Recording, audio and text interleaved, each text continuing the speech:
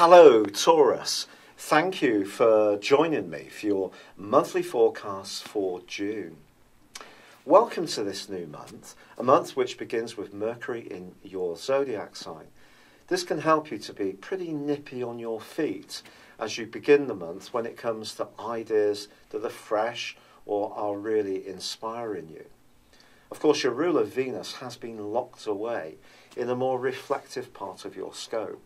The great news is that she's going to join up with you on the 6th, and this is going to give your personal sense of self and your sense of attractiveness a real boost for the rest of this month.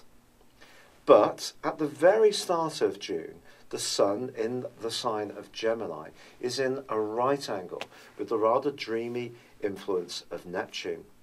It's possible that the values that you hold dear might not mesh together so well with someone who in the past you've got on pretty well with. This could be a friend, it could be a connection to a group of people. But there can be a sense of a mistiness, of not quite knowing where you stand around one particular relationship. With Venus just in that very sensitive area in the first few days, are you thinking about some kind of fresh start? It's possible. And a line in the sand can be drawn on the 6th. You are going to start to feel much better, much more in possession of what you're trying to achieve this month. Now, the rather feisty influence of Mars is also at the very start of this month in the same sign as the Sun in Gemini. But on the 5th, moves itself into the sign of Cancer. Now here for you, this is going to indicate a pickup in energy. You may find yourself wanting to be a bit more active, sharing your ideas, and if you're someone who has particular strands in your situation which you're deeply enthusiastic about, you may find yourself quite persuasive at times during the rest of this month. But it's important to understand that Mars in the sign of Cancer is in its fall. Of course, Mars is a fiery influence ruled by Aries. So in the watery Cancer, there could be an opportunity for you to squander some of your energies by perhaps trying to do too much or overthink situations. So you do need to manage its influence pretty shrewdly too. Now on the 9th, we have two major events. Firstly, Jupiter, the planet of growth and optimism and good fortune, starts to go into direct motion. Now, the track back, which began on the 6th of February for you, has potentially affected issues to do with work, health, and the organisation of your situation. Now, Jupiter does continue to be in an obtuse angle with Neptune all through this month. So you're not quite out of the woods when it comes to not quite focusing your energy as much as you would like. But there is also a full moon on the same day in the sign of Sagittarius. For you, this is asking you to think very carefully about your long-term resources, the things you share very closely with someone else. Now that could be, if you're in a close personal relationship, it could be your finances, it could be intimacy. Then again, it may just be who you actually bank with, that relationship. But something in the following couple of weeks may need some very careful attention. Now, it's not just because of this full moon, Taurus.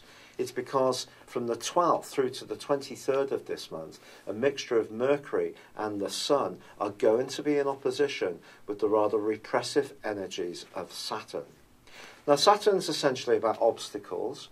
It can be a very positive influence, and it's probably taught you over the last 2.25 years to be a bit more self-disciplined when it comes to marshalling your resources more effectively.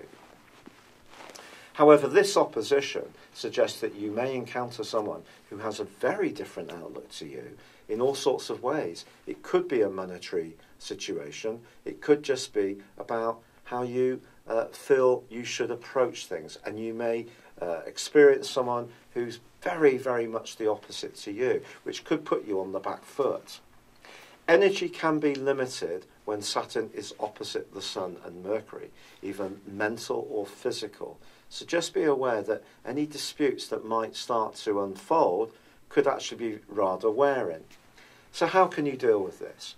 Well, I certainly feel that having Mercury move on the 7th into your sector of resources is going to help you to certainly concentrate on the issue.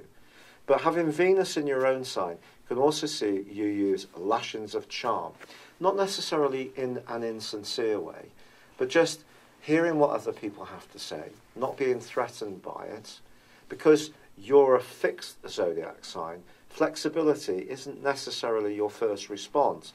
It can be to dig your feet in and say, well, this is my position, I'm sticking to it. But that is something you need to try to avoid.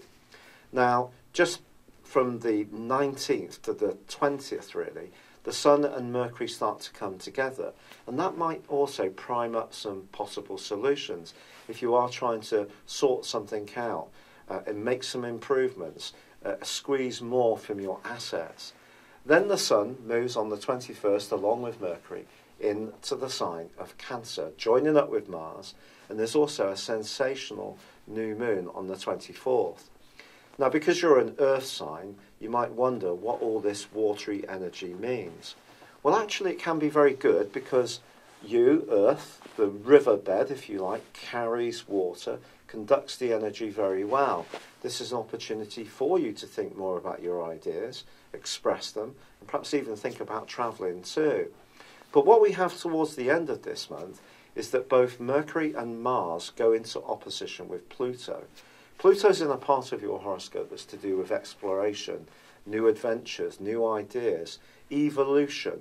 And that's been ongoing since 2008 for you. I think it's going to be important that if there is someone you experience earlier in this month who has these different views, you do try to agree to differ, because things can get really tense as this month draws to a close. I'm just telling it as it is. It's avoidable, for sure, by how you handle things. But I think someone very forceful, pugnacious, someone who likes everything their own way may come into your orbit as this month draws to a close, and it's how you deal with it that's the key issue.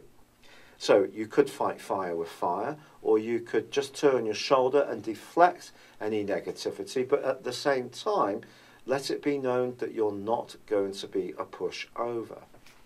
Now, also all through this month, the North Node, which arrived back in the sign of Leo on the 9th of May, is going to be forging a really wonderful angle with the planet of surprises, Uranus, which continues in a restless psychological part of your situation. But they're forging a very positive link, and the North Node is very much about our future destiny. So for you, it's asking you to consider your emotional needs more. So if things do come up this month which surprise you, conversations, attitudes, new viewpoints, try to be fluid with it. And I think that's really the key point of this month, fluidity. But if you're footloose and fancy free and you'd like to meet someone new, don't be surprised if plenty of admirers beat a path in your direction.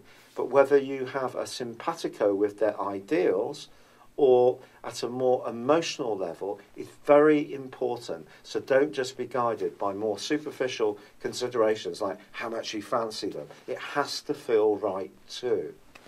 It's been a real pleasure being with you, Taurus. Thank you for joining me. Good luck and goodbye for now.